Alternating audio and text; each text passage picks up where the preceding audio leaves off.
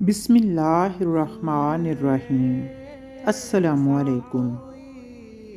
حضرت انس رضی اللہ عنہ فرماتے ہیں کہ بنی اسرائیل میں ایک جوان تھا، جب توریت شریف پڑھتا تو خوش آوازی کی وجہ سے مرد اور عورتیں سب سننے نکل پڑتے۔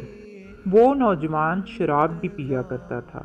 ایک روز اس کی ماں اسے کہنے لگی کہ اگر بنی اسرائیل کے لوگوں کو پتہ چل گیا کہ تو شراب پیتا ہے تو تجھے پڑوس سے نکال دیں گے۔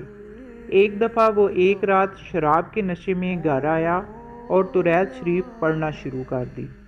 لوگ جمع ہو گئے۔ اس کی ماں نے اس سے کہا کہ اٹھ وضو کر۔ نشے کی حالت میں اس نے ماں کے چہرے پر مارا، جس کی وجہ سے اس کی ماں کی ایک آنکھ نکل گئی اور ایک دانت بھی ٹوٹ گیا۔ وہ کہنے لگی، خدا تجھ سے کبھی راضی نہ ہو۔ جب صبح ہوئی تو اس نے اپنی ماں کو دیکھا اور کہا کہ اے ماں، میں تجھے سلام کرتا ہوں اور اب سے قیامت تک تجھے کبھی نہ دیکھوں گا۔ اس کی ماں نے جواب دیا، خدا تجھ سے کبھی راضی نہ ہو، چاہے جہاں مرضی جا۔ وہ پہاڑ پر جا کر خدا کی عبادت میں مشغول ہو گیا اور 40 سال تک عبادت کرتا رہا، یہاں تک کہ ضعیف و کمزور ہو گیا۔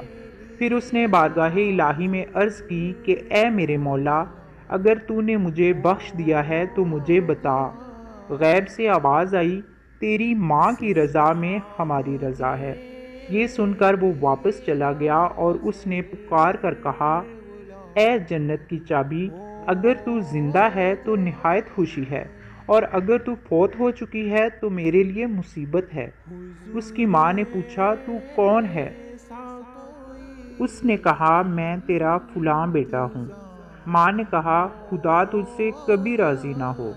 اس نے آگے بڑھ کر اپنی ماں سے کہا، اے ماں، یہی وہ ہاتھ ہے جس نے تجھے مارا، تیری آنکھ اسی نے نکالی اور تیرا دانت بھی توڑا تھا۔